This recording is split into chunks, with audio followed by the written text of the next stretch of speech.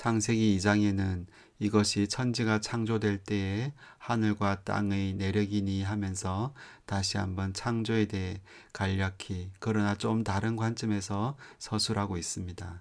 땅에 비가 내리지 않았고 초목도 없었고 밭에 채소도 나지 않았고 안개만 자욱했습니다. 뭔가 중요한 것이 빠졌는데 바로 이 모든 피조물들의 중심이 되는 사람이 아직 없었다는 듯 설명하고 있습니다. 그렇습니다. 이런 피조 세계에 가치를 부여하는 것은 바로 사람이라는 것입니다. 그래서 하나님은 마지막에 사람을 창조하셨습니다. 1장과는 좀 다른 관점으로 사람을 흙으로 지으시고 이렇게 표현합니다. 사람을 지을 때의 재료를 흙이라 하십니다. 히브리어 아파르는 흙으로 번역되어 있지만 실제로는 먼지의 뜻을 가지고 있습니다.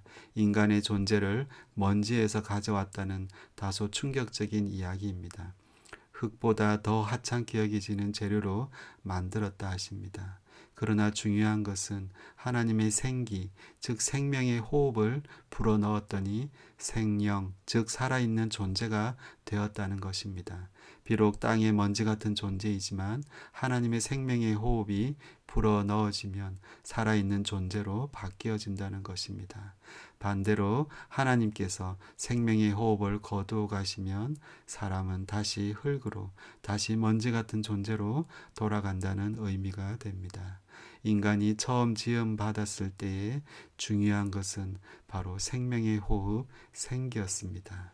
에스겔 37장에 우리가 잘 아는 말씀대로 마른 뼈로 가득한 골짜기들에서 여호와의 말씀이 임하였을 때 뼈들이 서로 맞아 들어가서 서로 연결되었습니다. 에스겔이 생기를 향하여 대언했고 죽음을 당한 자에게 불어서 살아나라 했을 때 생기가 들어가 그들이 살아나서 극히 큰 군대를 형성했다고 기록되어 있습니다.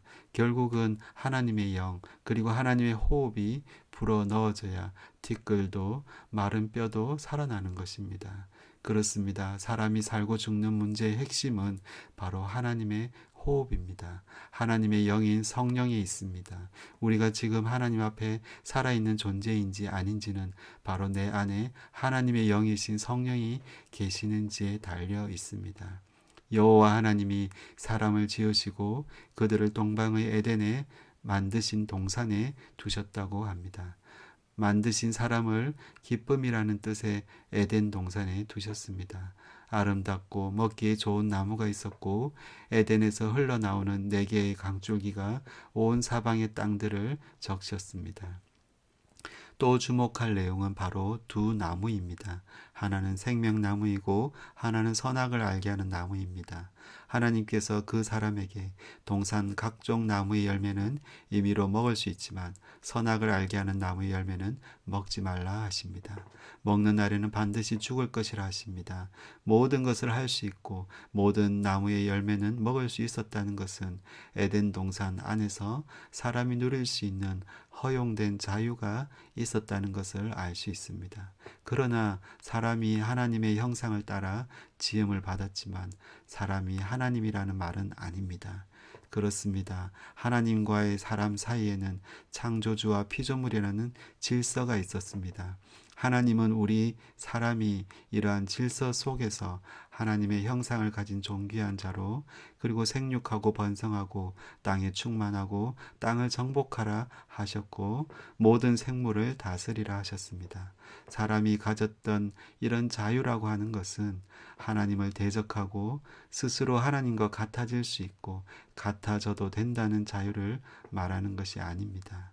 동산 중앙에 눈에 띄는 나무 하나가 있는데 바로 선과 악의 지식의 나무입니다. 결코 이 나무의 열매는 먹어서는 안 된다고 분명히 말씀하셨습니다. 왜 먹어서는 안 되는 나무를 심어 놓으셨을까요?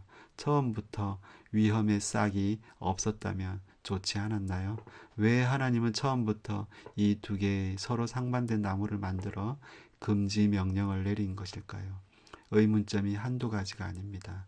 선과 악에 대한 지식이 왜 죽을 일인가 이렇게 물을 수도 있습니다. 그러면 선악을 알게 하는 나무는 어떤 필요가 있어서 심겨져 있었던 것일까요? 하나님께서는 생명과 죽음이라는 두 개의 나무를 심어 놓고 인간을 향해 어떤 것이든 선택할 수 있는 의지를 주셨습니다. 둘 중에 하나를 선택할 수도 있고 인간은 자유롭게 선택할 수 있는 의지를 또한 가지고 있는 피조물로 지음을 받았습니다. 하나님은 인간이 자유롭게 선택할 수 있는 의지를 주셨지만 또 한편 그 선택에 대한 책임을 지게 하셨습니다.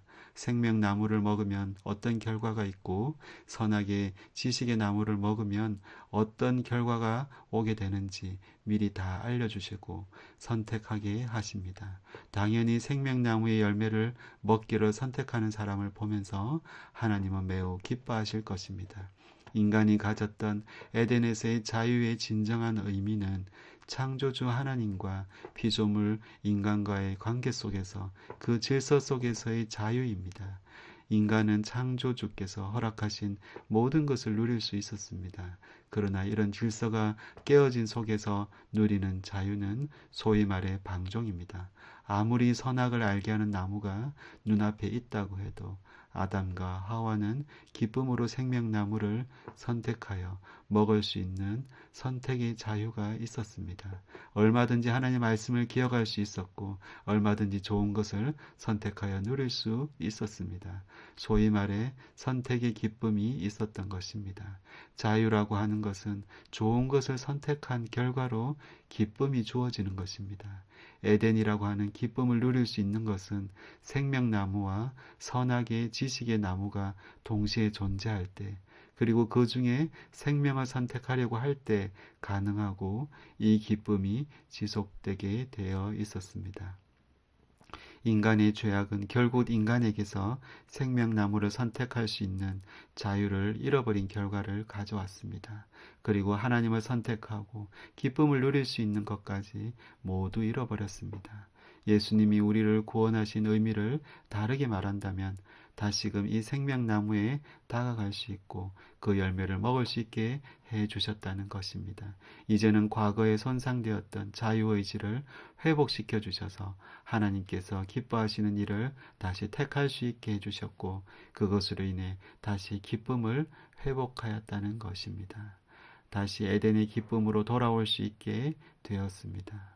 예수님께서 우리를 구원하여 다시 회복시켜 주신 이 선택의 기쁨, 선한 자유의지를 가지고 하나님을 마음껏 기쁘게 해드리는 우리들이 되기를 간절히 기도합니다.